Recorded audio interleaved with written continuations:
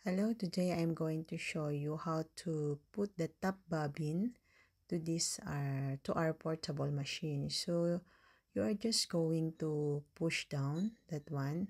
There's an arrow there, but you're going to push down, and then then you can now remove the I'll show you. So I will remove first this bobbin with a thread, with already the thread. I already show you on my previous video how to put thread on that bobbin case.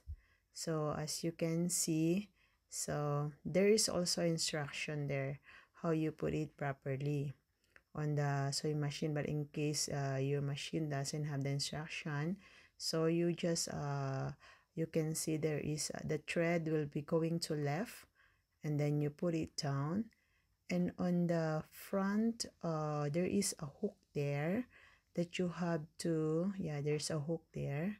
Then you have to put the thread on that hook, okay, and then you have to put it and turn it back, then always going to the left side, going out of your outside, and then you have to use that to hold the thread from the needle to get the thread under the bobbin, and then okay, that's it.